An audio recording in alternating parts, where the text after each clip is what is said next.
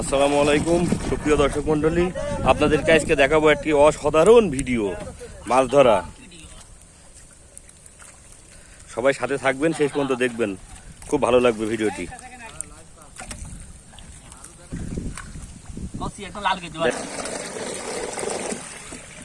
কত সুন্দর দৃশ্য দেখুন মাছ ধরার।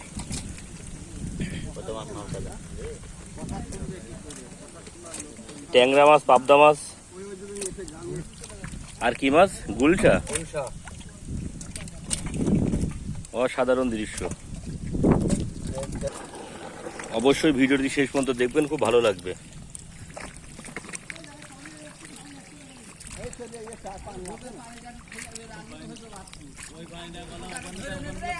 সবই ট্যাংরা মাছ, সবই ট্যাংরা মাছ।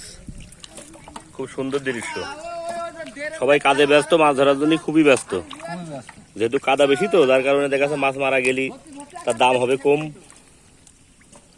এই যে আমাদের সালাম ভাই মাছ ধরছেন, দুই হাত দিয়ে একদম মুঠো করে। ভাই ট্যাংরা মাছ, ভাই হাতে কাটা পড়ছে না? ভাই না, পড়ছে না। ট্যারিং আছে তাই না ভাই? দেখেছেন কত সুন্দর ভাবে মাছ ধরছে। ট্যাংরা গুলো সাইজ দেখেন কত সুন্দর। আপনারা কে কোন জায়গা থেকে আমার এই ভিডিওটি দেখছেন অবশ্যই একটু কমেন্টে জানাবেন ও আপনাদের মতামত জানাবেন। দেখুন কত সুন্দর মাছ, দেখুন সব একদম দেশি ট্যাংরা। পাবদা আছে, দেশি পুঁটি আছে। ট্যাংরা মাছে কিভাবে দাড়ি ভাসায় রেখে দেখেছেন? ট্যাংরা মাছে বলছে কেউ কারো না, কেউ কারো না। অনেক সুন্দর দৃশ্য।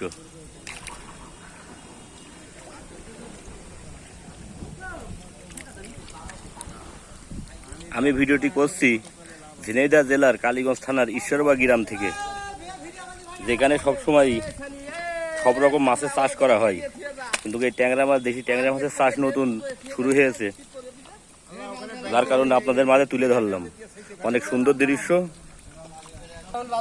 খুবই ভালো লাগবে ভিডিওটি শেষ পর্যন্ত দেখলে। সবাই কাজে ব্যস্ত, খুব কাজে ব্যস্ত। দেখুন কত সুন্দরভাবে মাছ ধরছে।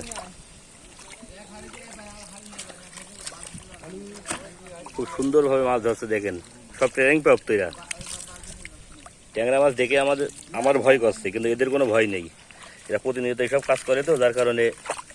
ভাই ওই ডালাটা একটু নিয়ে আসেন, দেখাই, একটু উঁচু করেন। এই দেখেন কত সুন্দর মাছ দেখেছেন। সব একদম দেশি, পিওর দেশি ট্যাংরা। এগুলো এখান থেকে ধরে আমাদের যে লোকাল বাজার আছে, ঝিনাইদহ, কালীগঞ্জ, কটচাঁদপুর, এইসব বাজারে বিক্রয় হবে। পাইকারি মূল্য 700-800 টাকা কেজি বিক্রয় হবে। এই মাছগুলো খেতেও খুব সুস্বাদু, খুব ভালো।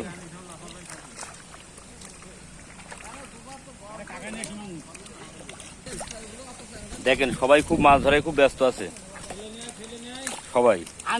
আর সবার হাত কিভাবে চলে দেখেছেন? একদম সব ট্রেনিং প্রাপ্ত। আমি আবারও বলছি, আপনারা কে কোন জায়গা থেকে ভিডিওটি দেখছেন অবশ্যই কমেন্টে জানাবেন, বা আপনাদের মতামত জানাবেন কেমন হচ্ছে ভিডিও। তাহলে আরো সুন্দর সুন্দর ভিডিও পরবর্তীতে দেখাবো। আজকের মতন এখানেই রাখলাম। সবাই ভালো থাকবেন, সুস্থ থাকবেন। খোদা হাফেজ।